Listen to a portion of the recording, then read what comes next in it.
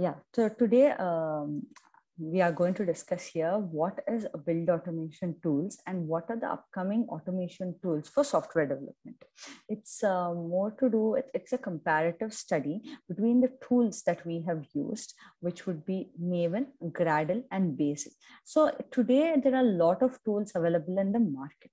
So it becomes very important when we choose a tool that we look at it from all aspects. So in that way, we have tried to analyze and give a comparative study and a picture about the tools that are there and what best can be used for which kind of projects. So let's look at it. So what is build automation? Just, I think you will be knowing, you do automation is something that you do very repetitive, but it can be automated in the sense there is no need of a human intervention.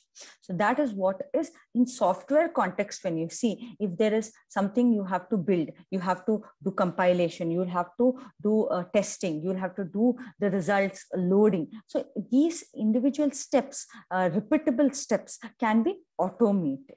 And to do this, there are a number of tools that are available. Why it is important to do automation? We all know that it will help in reducing our time. It will also be helpful for making, to make organizations more flexible, agile, and responsive for changing demands of the business landscape. So no one has to, go through and do the rigorous tasks again and again, byte coding and all of that. So automation is the key to it. So industries today are moving towards digital industrialization as well as 4.0, industry 4.0, as well as towards automation. So it is very important that we understand the tools that are available, where they fit in, and which context can we make use of them for ourselves or to the organization, so that we can be more effective and more efficient, actually. Okay. So what is the importance of build software automation? First thing, it will reduce the number of errors. It can be easily, scalable, because if you develop one part of it, you can copy it, repeat it to multiple systems, so it becomes scalable, or you can extend it to various other systems. So if you do it for one process, if you have 10 processes going, you can then slowly extend it to the remaining 10 processes. So it becomes very much highly scalable. It's faster, it's efficient, and it's very transparent, in the sense, if you find there is a problem, the software stops, or the test case can stop, or it can print the results into a Word document or a text file, where you will know how many times it ran, how was the efficiency of it, what were the errors that are caused, which step it went bad, or it had some problem. So it helps you in debugging also. So it is very transparent also. So this is a very, very important thing to know, that automation will help and make your life easier. So it's important that you know the benefits of build automation. So the need of build automation cannot be, explained further on, because it is the need of the hour. So just to give you a basic idea, there's something known as continuous integration. The continuous integration is nothing but, if you look at the picture at the bottom, you develop something, you write a code, then you go into the verification or checking of that, then you go and this is operational. That is, you can make it as automatic process. So you can create tools, and you can chat, as well as you can give the feedback. And again, this is continuous integration. That is, you continuously looking at the system, updating it, monitoring it, as well as improvement you're giving to it. Okay. And there is a centralized repository that can be kept, which will be helpful for your development. DevOps, that is development and operations, it will be very helpful. So this entire DevOps is kind of a continuous integration or updating process, where you can make this entire thing as automated as possible. So the selection of build automation tools becomes very, very crucial for any industry. So you should know what are the available tools in the market and which will suit your project needs. So let's look at it. So there are 3 tools that we have selected for the discussion today. One is Maven, second is Gradle, third is Bazel. So we'll look at each one of the tools separately and how they can be used. So all these tools that we have chosen are open source. So you can go ahead, download them, and you can have a look at it. So first, let us look at Maven. Maven is an open source Java-based automation tool. It is mostly focused on Java projects. So if you are developing codes on Java, you can use Maven. Maven will also act like a project management tool. And it has a POM file. It's mostly driven through POM, that is project object model. So what it does is it has the POM file in the code will have its dependencies. It will have the project builds. It will have all the documentation. So all that you can update and you can give it to the Maven source tool. It is very, very simple to integrate. You can use it in various IDs like Eclipse. You can use it as a command line interface also, this Maven, which is very useful. So any Java-based building and managing Maven is used. It will make Java developers' life very easy is what we have seen. But let us go a little bit more detail what Maven actually does, right? And why we have to use it. So we can easily build a project from Maven, okay? But also not only build it, we can automate it. That is what is important in the context of this. So if you integrate Maven, give a command to Maven, it can compile and build all the tools, but also it will help you in managing, understanding, and debugging those also, what went wrong, and scalability also will improve. Tomorrow you have another code that you have added. You can directly integrate into this tool. Into the POM file also. So Maven provides project information. So it provides the log document, which code is related to which dependency. Then it has a unit test report. So complete end-to-end, it can be automated using this tool. So it's helpful for projects while doing the central repository. So you have a DevOps system in place. You want to have a continuous integration. You can integrate using Maven and you can do it. But there are some disadvantages of Maven. So the paper that we have written, it has details of how much build time Maven takes, Gradle takes, Bazel takes, and what are the upcoming tools in the market. You can download and have a look at it in detail.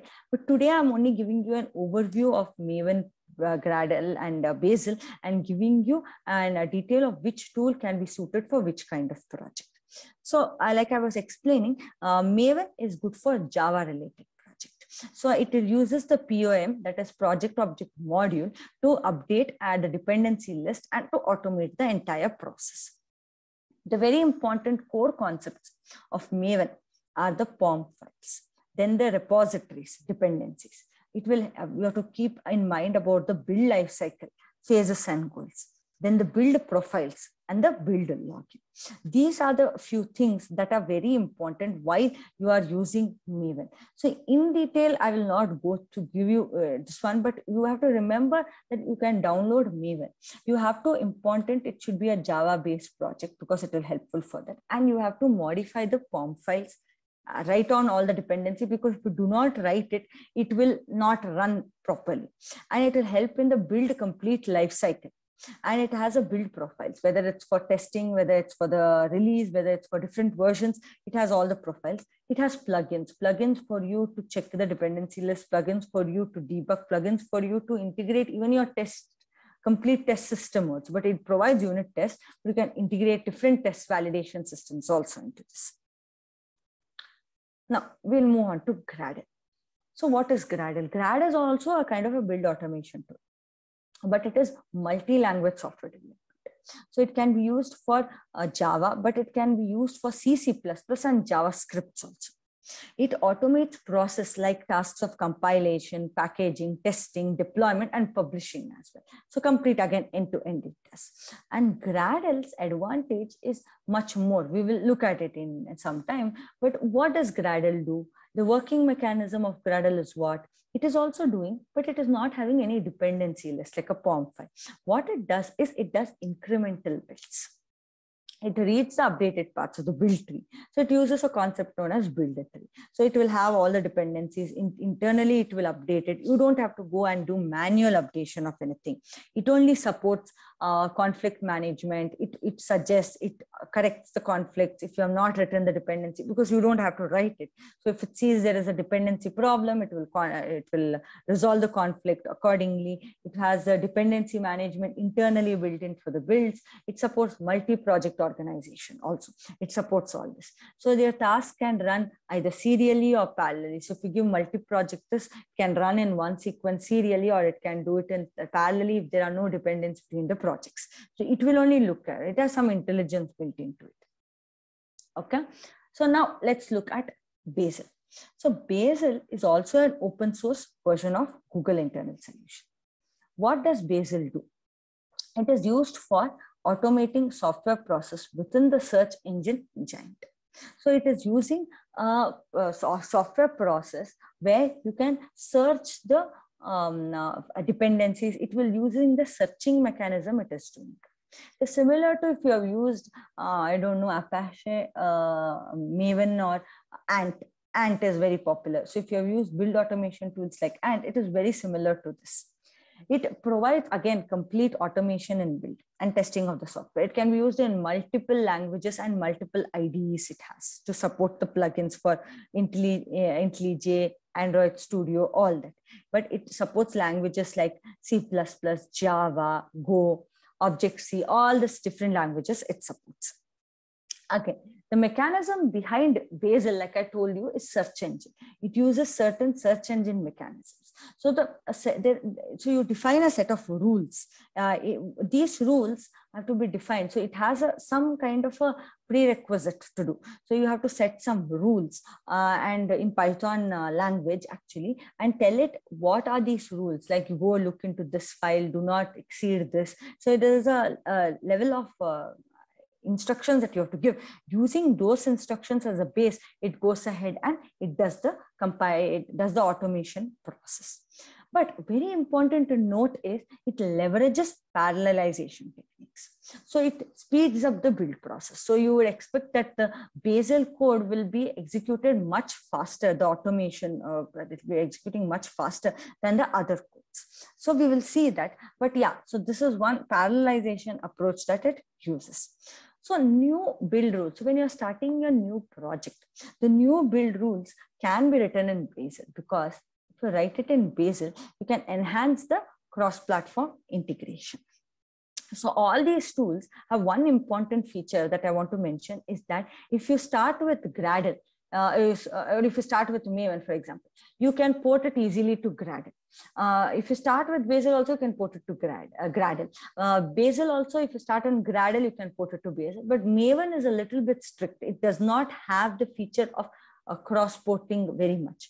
But here what we are talking about is cross-platform. So cross-platform in the sense, if you have written for one architecture, you can move the Bazel set of rules for another one. You don't have to write separately for some other architecture, because it should be independent of it because of the rules that are set. So it can run on any system using the Python language. That is what is this Bazel's importance point to note.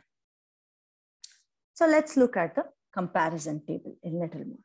So I've given the features that are crucial for any build automation tool, like open source, Java project enabled, multi-platform support. Like I said, multi-platform support. It can use on different platforms, on IDEs and platforms that can be used. Code management efficiency, multi-language support, execution. How much time does the build execution take? Use of XML files, because easily sometimes XML file we can port it and you can convert it into set of rules. Customization, ease of understanding, and dependency management. These are the certain features that are very, very important for any build automation tool. Even if you are creating a thing or you're choosing something, it becomes very important that these features are included and seen upon. So where do we rate Maven, Gradle, and Bazel? So if you look at it, Maven has most of it, but it does not have build execution time. Build execution means the time it takes is very high. Then it does not have customization option, because the POM file is so strict that you have to write it in terms of dependency code and this the project details. It does not have a way of customizing it. It does not have, also it has ease of understanding becomes tough because you will have to know how to update the POM file. Then the dependency management is very crucial because it does not eliminate the dependency automatically, but you have to go and manually look at it and modify that and do the changes. So if you look at now Gradle. Gradle, what do you see? That there is all the features, but you look at it from a use of XML, it does not have a support for XML file. It has its own file where you have to update in the Stark language using Python. That's the only file that you have to update. You don't have XML, but other things are good. The execution time is very good. It because of the parallelization that it uses. Gradle also uses sequential or parallel, both together combined, but the build time is very good. Now let's look at Bazel. And it has everything, but the build execution is 0. Why is it 0? Because it uses parallel technique. But it should be good, right? If it uses parallel technique, no. What happens is in build automation tools, it's important to have a serial and a parallel approach because of the dependency management. And Bazel does not have an automatic dependency management to update or to eliminate the errors that come. So it will just show you in parallel, but it will show you have to tell which has to run first and second, and then integrate it using a third step known as Bazel final step. Then you will have to update it again. So it becomes important that the time, because of that, it is missing that time. It does not that faster. That is one error, not error, I would say, it's one disadvantage of Bazel that is there. Then XML, again, it does not have support. It has its own set of language tool that you have to use in that file. Then customization. Yes, it becomes very difficult in Bazel to customize because of a lot of other things that it does, that it has to have its own way of writing the code. So it is a little bit stringent in that process. So it is not customizable. Then ease of understanding. Yes, it is very easy to understand. If you download today Bazel, you'll be able to integrate within few hours into your existing system. So it becomes it's very easy to understand. In that way, it has a lot of advantage. Then dependency management. Yes, like I said, it has to a certain level, it provides all the dependency features, but it does not, like Gradle, modify it or correct it automatically. You have to look at it and perform a third step so that all the dependencies are corrected. So in this comparison chart should give you an overview of these three tools, which is better. So looking at it, you can see that Gradle has most of the things other than use of XML file. So if you have a Gradle tool, you can as well, compile it faster. You can use it and all of this. But one thing to note here, it's not that here we have not spoken about what kind of projects we are doing. We have spoken about how these tools are independent and how good they are in different aspects, right? And we are getting a comparison. But it is important to note for various sizes of the projects, various tools will become important. So it has a dependency of choosing a tool. You should consider even the language you are writing your code in. Second, the amount of code that you're writing, or what are the processes that you want to automate, you want to do end to end. Is it a large project, medium-sized project, or is it a small project? So all this becomes very, very important when you are doing the comparison also. So let's look at the compilation time analysis. What will you see here is that, so look at Bazel. It finishes in, so all these are in seconds. So it finishes in 156 seconds. The Gradle takes 112 and Maven takes 293. So you can see that Maven is very, very slow. Somewhere Bazel is good, but not yet up to the mark. Gradle is the best out of all these three tools. And the comparison that we have used, like I said, is based on the performance, user experience, dependency, and flexibility. The previous table that you said. Now, looking at the compilation, which is a very important aspect, you can see that Gradle is beating the other tools. So it becomes very important to run. So this is the data that we got after measurement of these three things. Okay. So let's look at now some of the conclusion and the way forward. What do we suggest? What do you think we have to do? So Gradle and Maven are almost similar in building projects. Okay, I told you Gradle and Maven are similar, but Maven uses a POM file, whereas Gradle does not use it, but it's similar. But Bazel, it follows a complete different approach of its own. Gradle, you have seen, gives best results in terms of performance, but Maven is not overall easy for build experience for users. It is not good, but it is okay. But Bazel is better because of its parallel approach. Okay, but we have to consider for large projects, Gradle is best. Whereas because it's more focused on speed, flexibility, use of an integration of builds in continuous development, you can easily integrate it.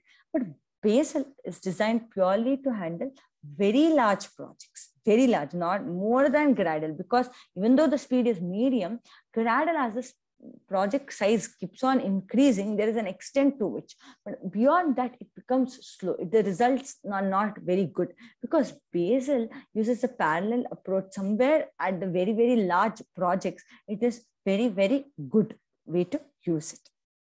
Maven is preferred for small projects. So if you have a small project, you want to just test it, you want to just automate it, automate the testing and the coding and all of that, you can use Maven.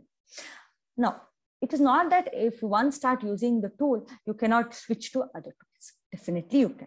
Projects started on Maven can, like I said, can be ported on Gradle. Any phase it can be ported. And even vice versa also can be there, but nobody generally shifts from Gradle, actually speaking.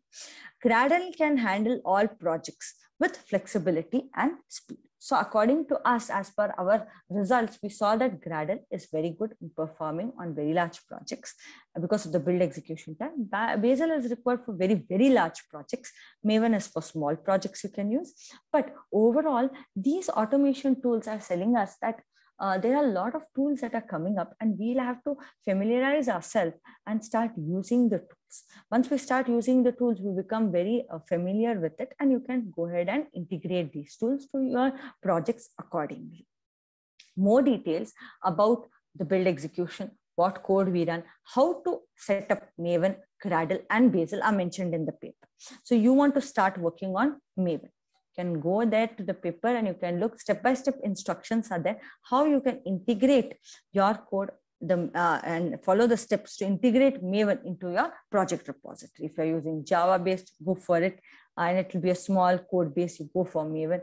If you feel Gradle is the way you want to go, you can go. That also is mentioned, and Maven, Bazel also is mentioned. So you can follow the individual steps of how to integrate these into your code bases and start using right away. Because that is very, very important that you start familiarizing yourself and using them.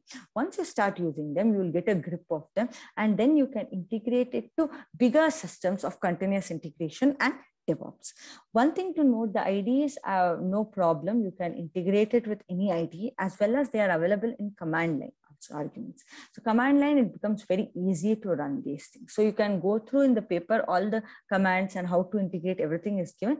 Go through, and if you have any questions, you can get back to me also.